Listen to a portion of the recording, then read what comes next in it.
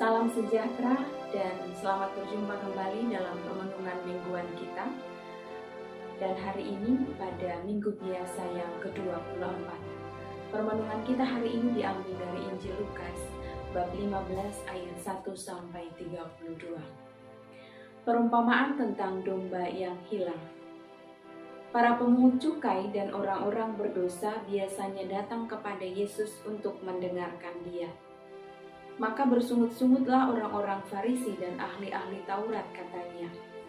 Ia menerima orang-orang berdosa dan makan bersama-sama dengan mereka. Lalu ia mengatakan perumpamaan ini kepada mereka.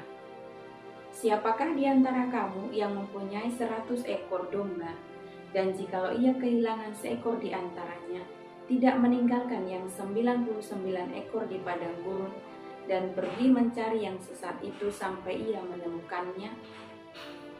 Dan kalau ia telah menemukannya, ia meletakkannya di atas bahunya dengan gembira.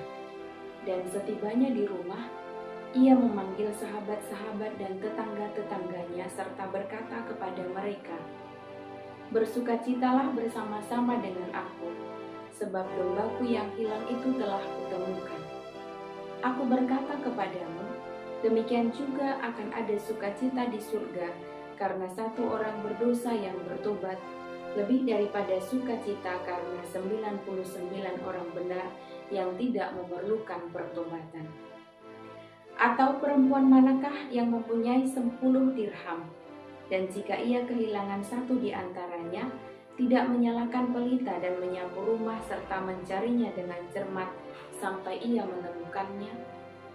Dan kalau ia telah menemukannya, ia memanggil sahabat-sahabat dan tetangga-tetangganya, serta berkata, Bersukacitalah bersama-sama dengan aku, sebab dirhamku yang hilang itu telah kutemukan. Aku berkata kepadamu, demikian juga akan ada sukacita pada malaikat-malaikat Allah karena satu orang berdosa yang bertobat." Yesus berkata lagi, "Ada seorang mempunyai 2 anak laki-laki. Kata yang bungsu kepada ayahnya, 'Bapa, berikanlah kepadaku bagian harta milik kita yang menjadi hakku.' Lalu ayahnya membagi-bagikan harta kekayaan itu di antara mereka. Beberapa hari kemudian, anak bungsu itu menjual seluruh bagiannya itu lalu pergi ke negeri yang jauh. Di sana ia memboroskan harta miliknya itu dengan hidup berfoyak-foyak. Setelah dihabiskannya semua, timbullah bencana kelaparan di dalam negeri itu dan ia pun mulai melarat. Lalu ia pergi dan bekerja pada seorang majikan di negeri itu. Orang itu menyuruhnya ke ladang untuk menjaga babi. Lalu ia ingin mengisi perutnya dengan ampas yang menjadi makanan babi itu. Tetapi tidak seorang pun yang memberikannya kepadanya.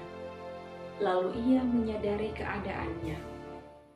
Katanya, "Betapa banyaknya orang upahan Bapakku yang berlimpah-limpah makanannya, tetapi aku di sini mati kelaparan. Aku akan bangkit dan pergi kepada Bapakku dan berkata kepadanya, Bapa, aku telah berdosa terhadap surga dan terhadap Bapa. Aku tidak layak lagi disebut anak Bapa. Jadikanlah aku sebagai salah seorang upahan Bapa." Maka bangkitlah ia dan pergi kepada bapaknya. Ketika ia masih jauh, ayahnya telah melihatnya. Lalu tergeraklah hatinya oleh belas kasihan. Ayahnya itu berlari mendapatkan dia, lalu merangkul dan mencium dia. Kata anak itu kepadanya, "Bapa, aku telah berdosa terhadap surga dan terhadap Bapa. Aku tidak layak lagi disebut anak Bapa."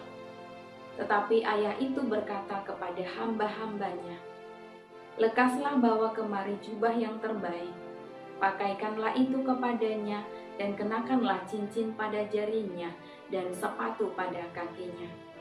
Dan lambillah anak lembu tambun itu, sembelihlah dia, dan marilah kita makan dan bersukacita. Sebab anakku ini telah mati dan menjadi hidup kembali. Ia telah hilang dan didapat kembali." Maka mulailah mereka bersukaria. Tetapi anaknya yang sulung berada di ladang dan pulang dan dekat ke rumah, ia mendengar bunyi seruling dan nyanyian tari-tarian. Lalu ia memanggil salah seorang hamba dan bertanya kepadanya, "Apa arti semuanya itu?" Jawab hamba itu, "Adikmu telah kembali dan ayahmu telah menyembelih anak lembu tambun karena ia mendapatkannya kembali dengan sehat." Maka marahlah anak sulung itu dan ia tidak mau masuk. Lalu ayahnya keluar dan berbicara dengan dia. Tetapi ia menjawab ayahnya, katanya, "Telah bertahun-tahun aku melayani Bapa dan belum pernah aku melanggar perintah Bapa.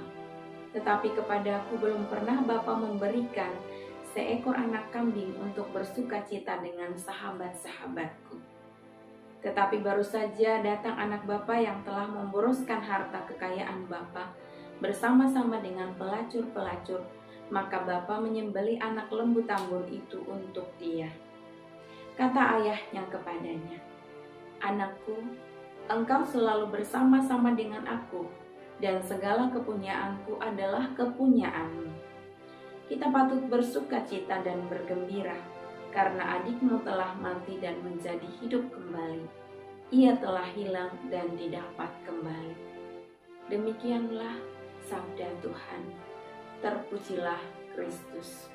Saudari dan saudara yang terkasih, permenungan yang saya baca pada hari ini sangat panjang. Dan tentunya kita sudah sangat sering mendengarkan cerita ini.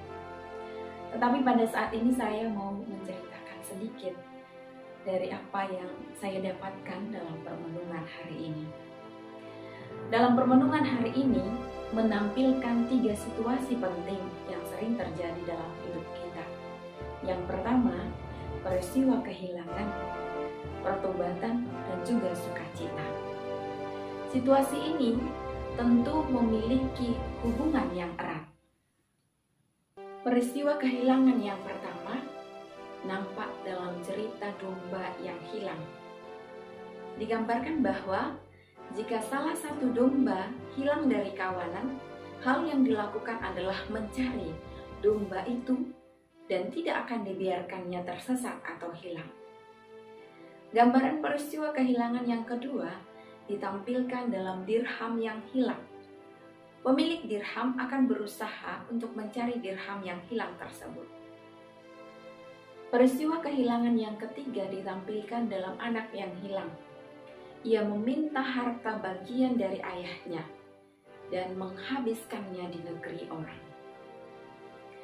Kehilangan akan sesuatu yang sangat berharga atau yang sangat penting akan membuat kesedihan yang mendalam dalam hati seseorang, dalam hati kita. Jika sesuatu yang hilang itu ditemukan, maka hadirlah sukacita yang tak terkira. Seperti halnya anak domba yang hilang dan juga anak yang hilang yang digambarkan dalam perumpamaan di atas. Anak yang hilang menyadari bahwa apa yang dilakukannya itu salah. Apa yang telah dibuatnya itu telah membuat kesedihan dalam hati ayahnya. Maka pada akhirnya situasi yang telah dialaminya di negeri orang membawanya pada kesadaran yang mendalam. Dia telah melakukan kesalahan dan dia telah berdosa terhadap bapaknya. Di sini dia mulai menyadari.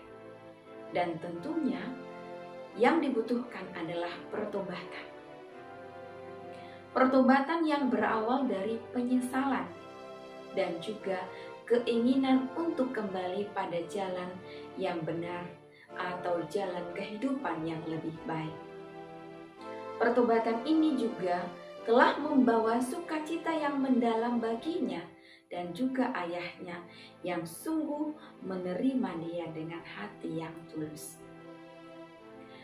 Saudara dan saudari yang terkasih, peristiwa yang ditampilkan dalam perumpamaan di atas mau menggambarkan bahwa Allah adalah Sang Pencari dan Allah adalah kasih sekaligus pemilik perumpamaan itu. Peristiwa yang diungkapkan dalam perumpamaan membuka kesadaran kita akan kasih dan juga kebaikan Allah. Lewat perumpamaan itu, kita ingin atau kita mau belajar. Kita mau mengalami proses pertobatan dan pembaharuan diri akan peristiwa yang terjadi dalam hidup kita. Titik balik hidup yang dialami atau sungguh dirasakan oleh si anak yang hilang atau si bungsu dalam cerita di atas, kiranya membuat kita semakin mampu melihat kekurangan dan kelemahan kita, dan tentunya datang kembali kepada Bapa. Ia menunggu dan selalu mencari orang-orang yang sungguh mengharapkan kasih dan cintanya. Tidak seorang pun diharapkannya terpisah darinya. Akan tetapi Allah mengharapkan semua menjadi satu kawanan yang mengenal kebaikannya.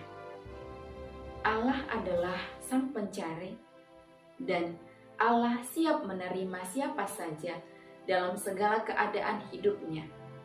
Allah itu adalah kasih yang sempurna. Tuhan Yesus memberkati kita.